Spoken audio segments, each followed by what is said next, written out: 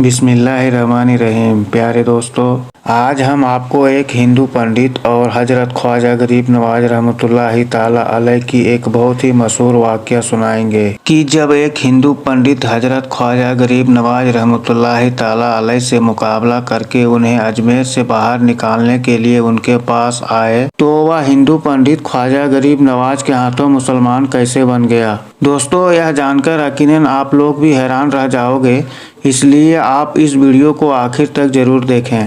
प्यारे दोस्तों, जब ख्वाजा गरीब नवाज रहमतुल्लाह अलैह अजमेर में पहुँचे, उस वक्त एक मंदिर था जो अजमेर का सबसे बड़ा मंदिर था, जो सिर्फ राजाओं और रानियों की इबादत के लिए खास था। मंदिर के साथ ही तालाब था जिसका नाम याना सागर था। हिंदू उस तालाब की पानी को इंतहाई पवित्र मानते थे। उनका मानना था कि जो इस तालाब में नहा लेगा उसके सारे गुनाह झड़ जाते हैं। कहते हैं कि इस मंदिर में इतना चिराग जलते थे कि रात में 3.5 मन तेल चिरागों में इस्तेमाल किया जाता था। आसपास के कई देहात मंदिर के नाम थे, यानी देहात की आमदनी मंदिर पर खर्च होती थी। मंदिर में हजारों लोग रहते थे जिनका काम आने वालों की रहनुमाई देखभाल करना था कि कौन सा खुदा बेटे देता है, कौन सा देवता सेहत देता है और कौन सा देवता तंदुरुस्ती का मालिक है और किस मूर्ति की पूजा से दौलत मेहरबान होती है। ख्वाजा गरीब नवाज रहमतुल्लाह अलैह उस मंदिर में तशरीफ़ ले गए और अनासागर से कुछ फासले पर चटाई बिछाकर अपने मुरीदों के साथ बैठ गए। असर का वक्त होना ही चाहता था, लिहाजा आप रहमतुल्लाह अलैह ने हजरत कुतुबुद्दीन बख्तियार काकी रहमतुल्लाह अलैह से अजान देने को कहा। कुफरो सिक्र के गढ़ में अजमेर में अल्लाह की वैधानियत पर, मोहम्मद मुस्तफ़ा सल्लल्लाहु अलैहि वसल्लम की रिसालत पर का यह पहला ऐलान था। वह लोग मुसलमान से मुकम्मल तौर पर लाइल्म थे, आनी नहीं जानते थे कि इस्लाम क्या है। चुनांचे अजान की आवाज़ सुनकर वहाँ के लोग हैरान हो गए और अपने घर से निकल आए। सब मुसाफिरों ने अनासागर के पानी से वजू किया और नमाज पढ़ना शुरू कर दी। सब हिंदू हैरान रह गए कि सब भगवान तो अंदर हैं, तो यह लोग आंगन में किस भगवान को सजदा कर रहे हैं। जब शाम हुई तो राजा के ऊंट जो दिन में चरने के लिए गए हुए थे, अपने चारवाहों के साथ वापस आने लगे। इत्तिफाक से जहां हजरत ख्वाजा रहमतुल्लाह अलैह ने अपने साथियों के साथ बैठे थे, वह जगह राजा के ऊँटों की बैठने की थी। चारवाहों ने हजरत ख्वाजा गरीब नवाज रहमतुल्लाह अलैह से कहा, उठो बाबा, ऊँटों की बैठने की जगह खाली करो। आप रहमतुल्लाह अलैह ने फरमाया, इतना बड़ा मैदान पड़ा है, ऊँट तो कहीं भी बैठ सकते हैं, क्यों मुसाफिरों को तंग करते हो। वह ना माने और यही कहते रहे कि यहाँ ऊँटों की बैठने की जगह है, ऊँट यहीं बैठते हैं। आखिरकार उन सिपाहियों ने बहुत बदतमीजी से कहा, ये राजा के ऊँटों की बैठने की जगह है और इधर राजा के ऊँट ही बैठेंगे, तुम लोग कहीं और डेरा लगाओ। आखिरकार आप रहमतुल्लाह अलैह ने उठते हुए हजरत कुतुबुद्दीन बख्तियार काकी से फरमाया, उठो कुतुबुद्दीन, ये कह रहे हैं कि ऊँटों की बैठने की जगह है, तो चलो ऊँट ही बैठे रहे। यह कहकर आप रहमतुल्लाह अलैह अपने साथियों समेत वहां से उठ गए। अगले सुबह जब ऊँटों की चराई के लिए ले जाने का वक्त आया तो चारवाहों ने ऊँटों को उठाना चाहा तो उन्हें पता चला कि ऊँट तो उठने के काबिल ही नहीं है। उन्होंने ऊँटों को मार मार कर उठाना चाहा, लेकिन वह बैठे ही रहे। चारवाहे परेशान थे कि जो उनके एक इशारे पर उठकर खड़े हो जाते थे, आज क्या हुआ है, क्यों नहीं उठ रहे हैं। आखिरकार उन्हें याद आया कि कल उस मुसाफिर फकीर ने कहा था कि चलो ऊँट बैठे रहे।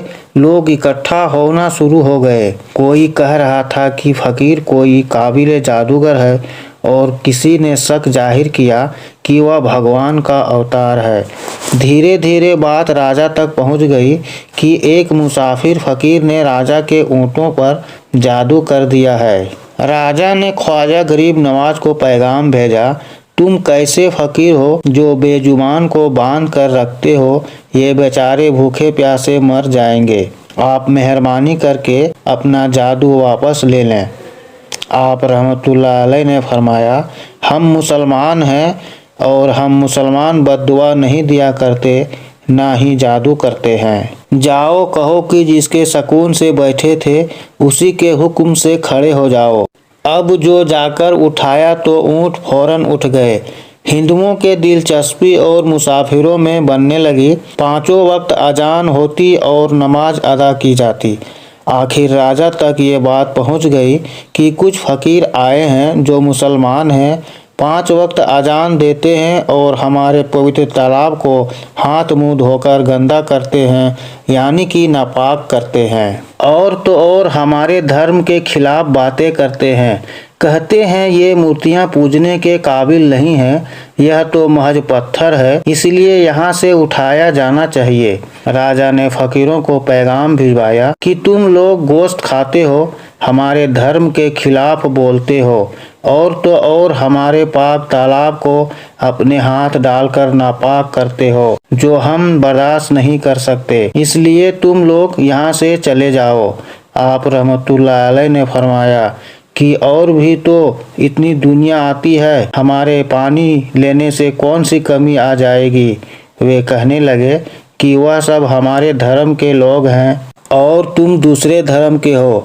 आइंदा तुम लोगों ने तालाब को गंदा किया तो हम सख्ती से पेश आएंगे। आप रहमतुल्लाह अलैह ने हजरत कुतुबुद्दीन बख्तियार काकी रहमतुल्लाह अलैह से फरमाया, कुतुबुद्दीन शायद ये लोग आइंदा हमारे पानी लेने पर कोई फसाद करेंगे, जाओ एक मस्कीजा पानी ले आओ ताकि जरूरत के वक्त कुछ पानी तो मौजूद हो।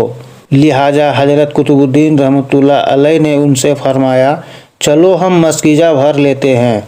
वह इस शर्त पर मान गए कि तुम्हारा जिस्म पानी से छूना नहीं चाहिए। हजरत कुतुबुद्दीन रहमतुल्लाह अलैह तालाब की सीढ़ियों पर जा बैठे और मस्कीजा पानी में डुबो दिया। जब वह भर गया तो हजरत कुतुबुद्दीन रहमतुल्लाह अलैह ने वो मस्कीजा ऊपर खींच लिया। ज्यों ही मस्कीजा पानी से ऊपर आया, अना सागर का पानी सूख चुका था। गोया सारा अना सागर मस्कीजे में बंद हो गया था।